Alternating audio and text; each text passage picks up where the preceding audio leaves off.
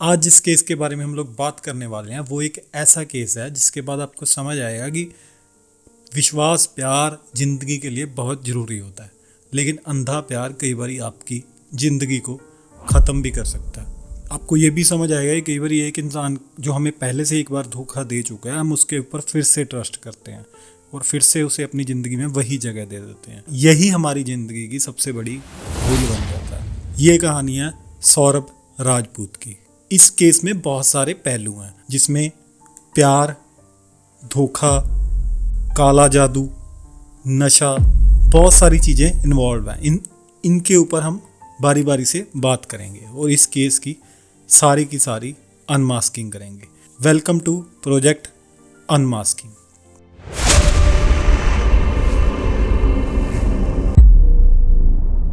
सौरभ राजपूत जो कि merchant navy में एक ऑफिसर था, 2016 में वो मुस्कान रस्तोगी से लव मैरिज करता है जिसके पूरा परिवार खिलाफ था।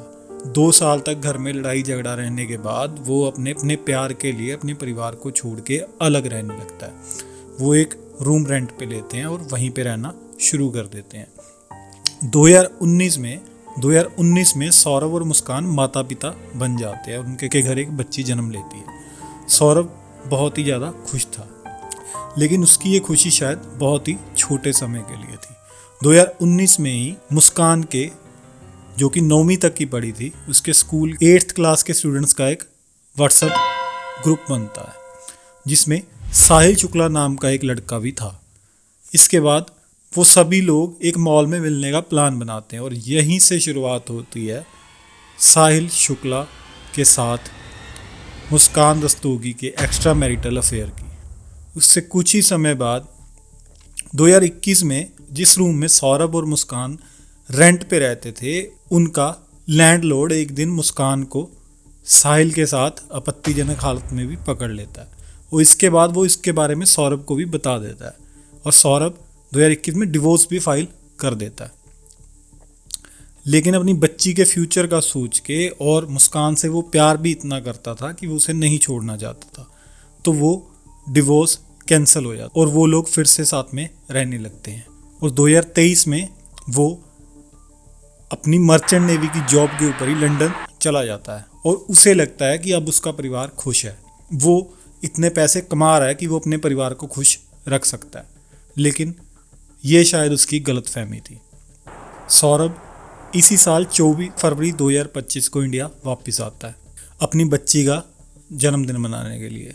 लेकिन उसके बाद 4 मार्च के बाद किसी को भी सौरभ दिखाई नहीं देता। अपने घर अपनी माँ के पास वो कई बार जाता था और उसकी माँ खाना वगैरह बना के उसको देती थी।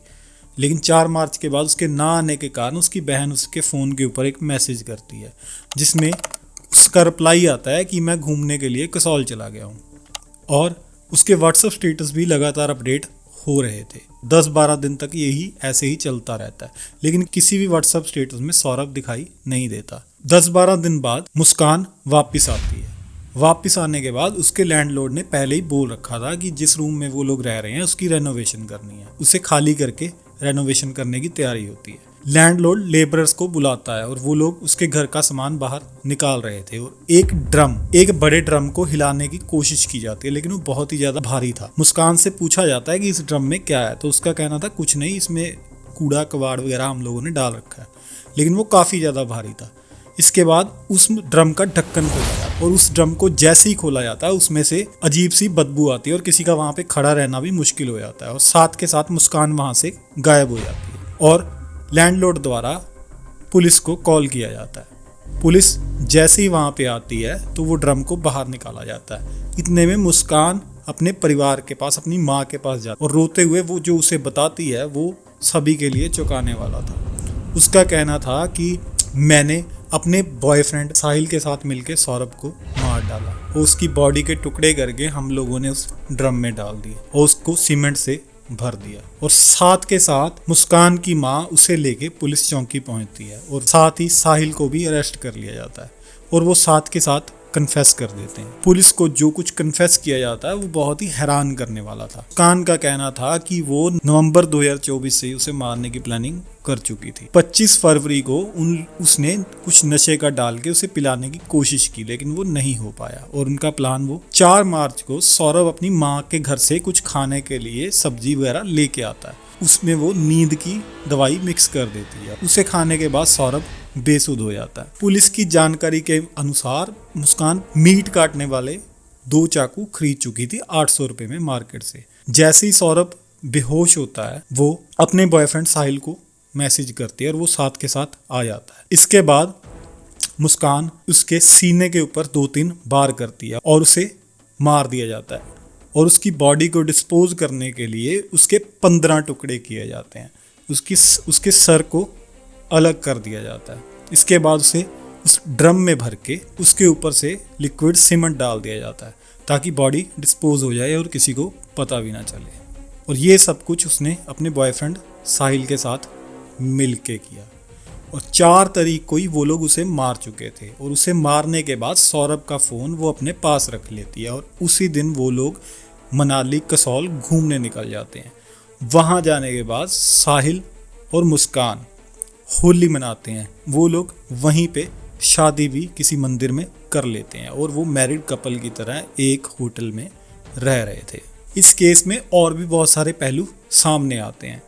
शायद सौरभ की बच्ची ने इसमें से कुछ देखा था। आस पड़ोस के लोगों ने सुना था कि बच्ची कह रही थी कि मेरे पापा ड्रम में हैं। कसौल जाने के बाद वो लोग घूम रहे थे और वो व्हाट्सएप के ऊपर स्टेटस भी अपडेट हो रहे थे। सौरभ की बहन चिंकी को जो मैसेज आया था वो मुस्कान ने किया था, क्योंकि सौरभ 4 तारीख को ही इस दुनिया से जा चुका था, क्योंकि मुस्कान ने और साहिल ने अपने हाथों से उसे मारने के बाद उसकी बॉडी को 15 टुकड़ों में काट के एक ड्रम में भर के उसके ऊपर सीमेंट डाल के उसे बंद करके रख दिया था। इस केस में और भी बहुत सारे खुलासे होते हैं, जैसे कि काला जादू। कुछ सोर्सेज का कहना है जो साहिल शुक्ला है वो काले जादू में वगैरह में बहुत ज़्यादा मानता था और मुस्कान ने अपने भाई के नंबर से स्नैपचैट के ऊपर 2-3 आईडियाँ भी बना रखी थी, जिसका नाम था मुस्की। नाम से वो एक आईडी से साहिल को मैसेज करती थी, जिसमें वो कहती थी दुनिया की सारी शक्तियाँ तेरे साथ हैं, मुस्कान को हम लोग अपनी डॉटर इन लॉ मान चुके हैं, सौरभ का मरना तय है और वो मुस्कान के हाथ से ही मरेगा, तुझे उसका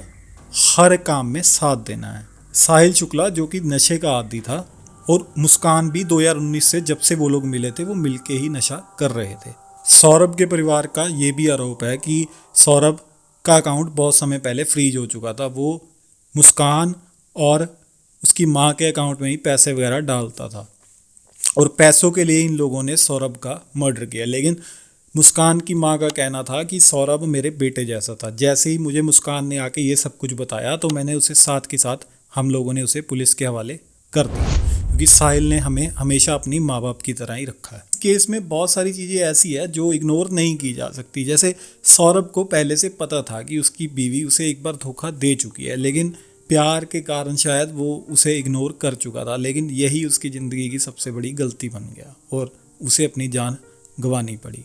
पुलिस की जांच अभी भी जारी है और बहुत सारी चीज़ें नई नई सामने आ रही हैं। एक इंसान जो एक लड़की को बहुत ज़्यादा प्यार करता था, उसने उसके साथ शादी की अपने परिवार के साथ लड़के, अपने परिवार से अलग होके, और वही लड़की किसी और के साथ मिलके उसका मर्डर कर देती है। मर्डर करने के बाद वो अपने आशिक के साथ घूमने निकल भी जाती है और उसके साथ बहुत सारी ऐसी वीडियो भी सामने आई है जिसमें होली में वो नाच रही है उसके साथ नशे में। एक तरफ सौरभ था जो सोचता था कि मेरे लिए सब कुछ मेरा परिवार ही है, वो सब कुछ सही था और उसके लिए वो उसकी छोटी सी दुनिया थी, और एक तरफ मुस्कान थी जिसे इससे संतुष्टि नहीं थी और उसे सौरभ जिसके साथ उसने लव मैरिज की थी उस इंसान को वो 15 टुकड़ों में काट देती है अपने बॉयफ्रेंड के साथ मिलके, नए बॉयफ्रेंड के साथ मिलके और नए प्यार के साथ मिलके।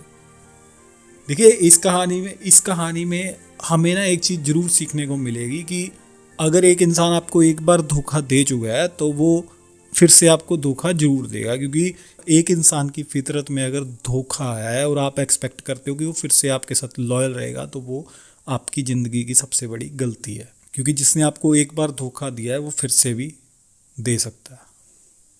15 दिन के रिमांड के बाद उन लोगों ने बहुत कुछ पुलिस को बताया और वकीलों ने सौरभ और मुस्कान का केस लड़ने से भी मना कर दिया। मुस्कान के परिवार ने भी किसी भी तरह का वकील हायर करने से मना कर दिया, इसीलिए उसे सरकारी वकील शायद दिया जाएगा और उन लोगों का केस वो लड़ेगा।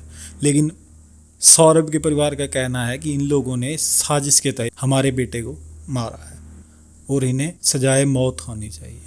सजा देना सब कुछ कोर्ट का काम है, ये प्रोसीजर में शायद अभी टाइम लगेगा। लेकिन आप लोगों के लिए ये सोचना जरूरी है कि अगर आप किसी से प्यार करते हो, आपकी शादी हो गई, आपकी नहीं बन रही, तो उसे डिवोर्स दे सकते हो यार, उसे डिवोर्स दे दो, उसे छोड़ दो। लेकिन उसकी ज़िंदगी ख़त्म कर देना इज़ इनह्यूमन। और उसके बाद उसे मारने के बाद उसे 15 टुकड़ों में काट के उसकी बॉडी को डिस्पोज करने के लिए उसके ऊपर सीमेंट भी डाल दो। This is inhuman.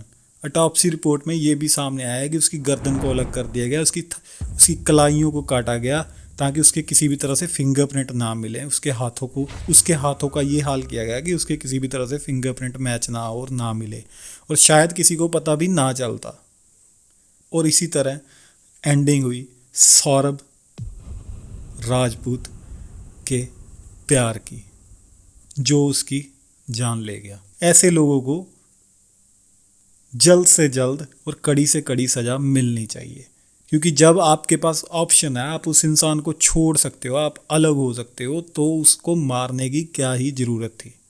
और सौरभ से सिर्फ एक ही गलती हुई कि वो उसे बहुत ज़्यादा प्यार करता था और उसके ऊपर अंधा विश्वास करता था, और उसने एक बार धोखा खाने के बाद फिर से उसके ऊपर ट्रस्ट कर लिया। मैं कोई और स्टोरी लेके आपको अगले वीक फिर से मिलूंगा। हो सके तो इस चैनल को सब्सक्राइब कीजिए, मैं ऐसी वीडियोस आपके लिए लाता रहूँगा। अपना और अपने परिवार का ध्यान रखिए। धन्यवाद।